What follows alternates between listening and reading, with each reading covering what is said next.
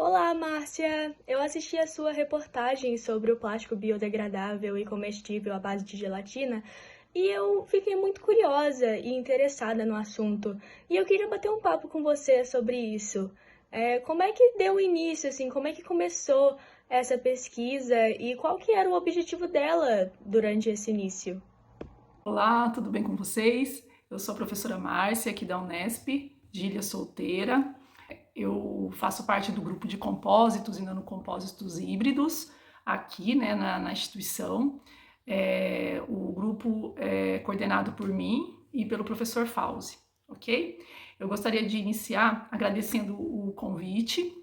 Eu estou muito feliz de poder estar aqui hoje falando com vocês sobre aquilo que eu amo fazer dentro da minha pesquisa, que é trabalhar com materiais sustentáveis, plásticos biodegradáveis, e eu vou tentar responder algumas perguntas, né, que vocês me fizeram e espero poder contribuir da forma que vocês esperam, ok? Muito obrigada. Então vamos lá. Então, essa pesquisa, né, a minha linha de pesquisa iniciou no meu doutorado, tá? Então, eu realizei o doutorado na UFSCar, na Universidade Federal de São Carlos, sob a orientação do professor Matoso, lá da Embrapa. E no meu doutorado iniciou na verdade, o professor, né, me disse, né, que tinha uma ideia de tentar desenvolver embalagens diferenciadas, né? E daí juntos nós construímos essa ideia de tentar preparar embalagens mais biodegradáveis, plásticos mais biodegradáveis. E foi aí que começaram as pesquisas dentro dessa área.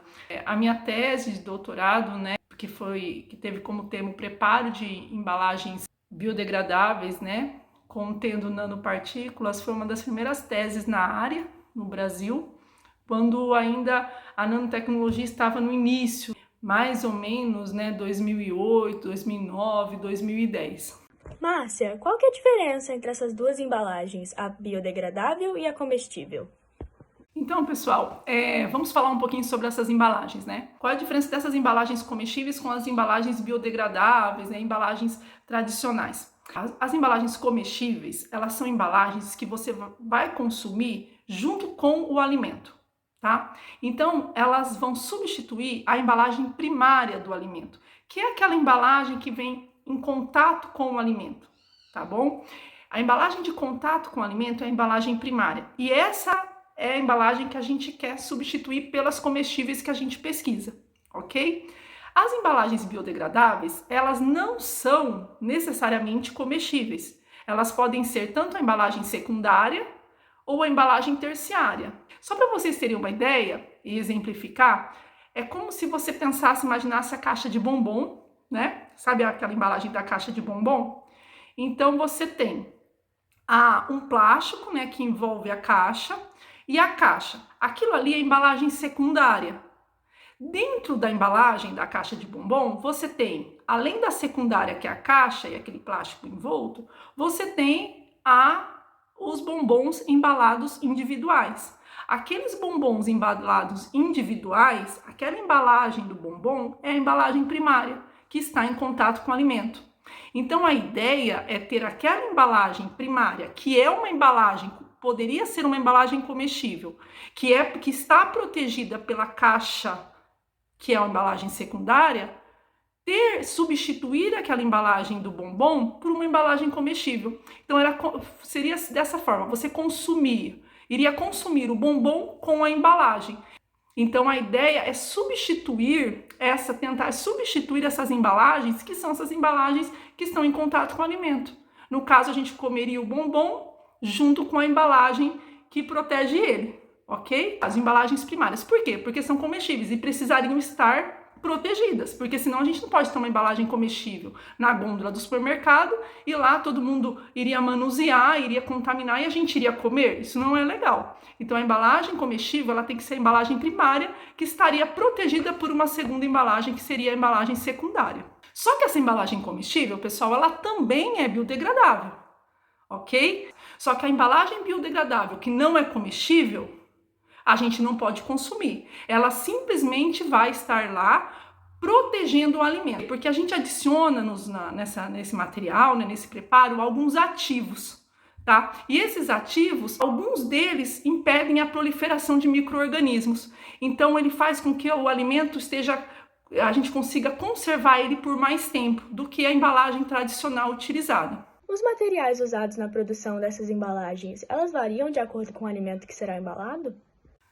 Sim, os materiais, pessoal, eles variam, né, de preparo dessas embalagens, eles vão variar dependendo do alimento que é onde a gente vai estar utilizando, que vai ser embalado, tá? Se eu tenho um alimento que ele é mais seco, que ele tem que se manter mais seco, a minha embalagem tem que garantir que o interior dela esteja livre de vapor de água, tá? Então, eu tenho que ter uma embalagem que tenha esse controle de barreira contra o vapor de água. Então, a umidade externa não pode penetrar, entrar para o interior da embalagem. Ao contrário, se eu tenho um alimento, né, no caso um alimento lácteo, vamos imaginar um queijo fresco, que eu tenho que manter uma umidade interna, a minha embalagem tem que garantir que a umidade permaneça na parte interna e não perca essa umidade.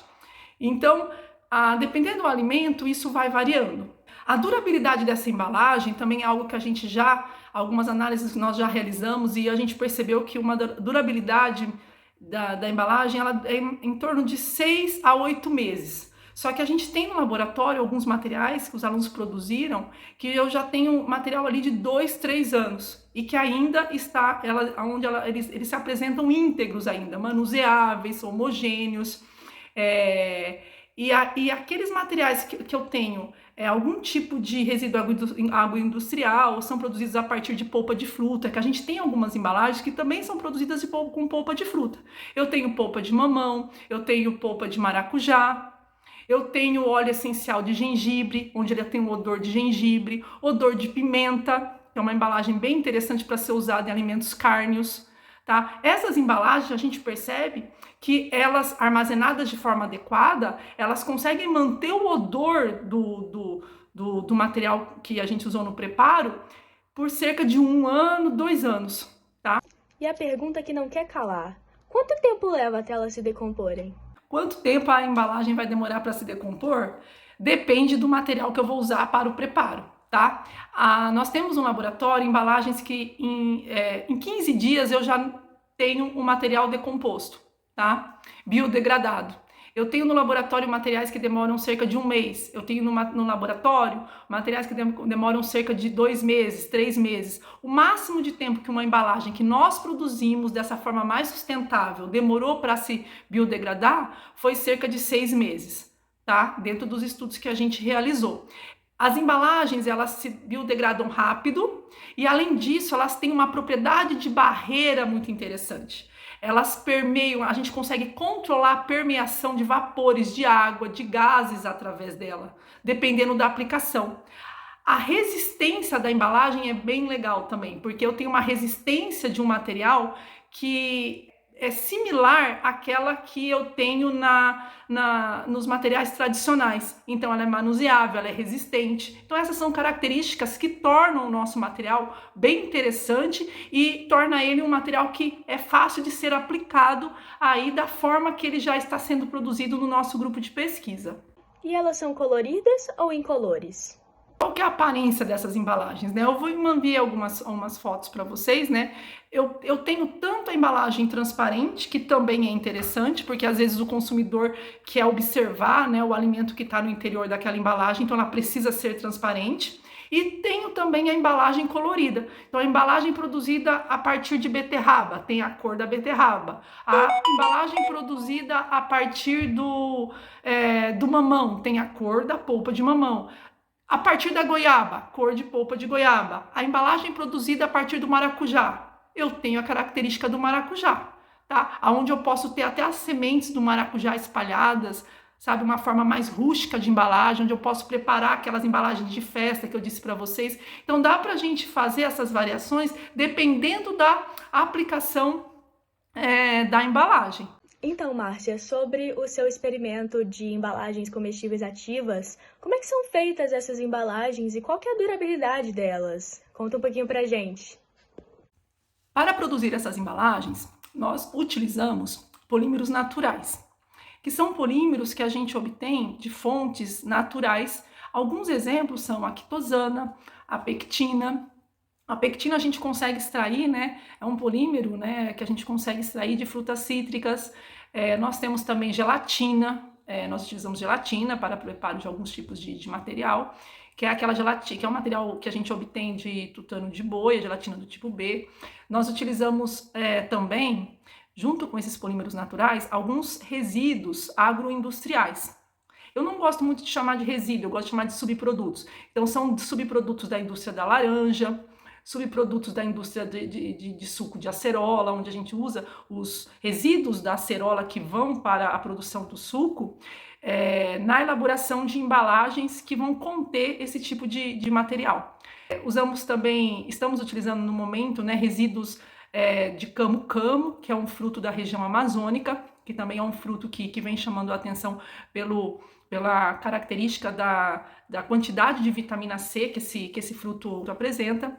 Então, esses são alguns materiais que a gente utiliza aí no nosso trabalho. Todos materiais naturais, obtidos na natureza, e uma vantagem é que eles têm um baixo custo. Muito obrigada pela sua participação e a sua colaboração com o Interativo para a Expo Intera 2023. A gente está muito feliz que você arranjou esse tempinho para conversar com a gente e falar mais sobre os seus experimentos e as suas pesquisas incríveis. A gente está muito feliz por isso e a gente com certeza vai compartilhar todas essas pesquisas com muita gente para a gente estimular as pessoas a serem mais conscientes em relação ao meio ambiente. Eu gostaria de agradecer, tá? Então, a comissão organizadora pelo convite novamente.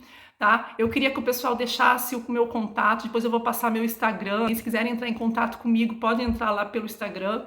Eu vou respondendo as perguntas. A gente tem aqui um grupo bastante aberto, né? Então a gente está bastante interessado em novas colaborações aí, tanto com o pessoal das universidades, pesquisadores, quanto empresas também que tenham interesse em tentar entender um pouco mais sobre o nosso trabalho. E realmente estou muito feliz no dia de hoje de poder gravar esse vídeo para vocês, tá? Meu coração realmente está bastante aquecido, espero ter contribuído com vocês e aguardo um retorno de vocês lá no meu Instagram para ver qual foi o que vocês aprenderam no dia de hoje sobre essas embalagens comestíveis e mais biodegradáveis. Ok, pessoal? Então, um beijo da professora e até mais!